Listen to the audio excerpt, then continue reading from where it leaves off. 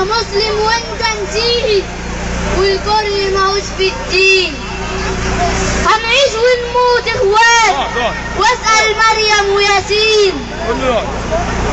اطفيه والعد بصحيح، ما تفكرش ان انت لوحدك بس جريء، لكن ما هو برضه صحيح ان المحبة والتسامح والسلام اروع تعاليم المسيح.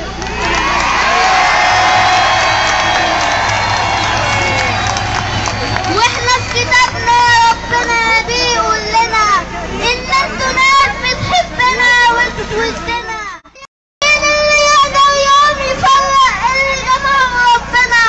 طول عمرنا دايبين في بعض، لو فرحانين نفرح سوا، والندل لما دلنا ما قالش دول يبقوا هنا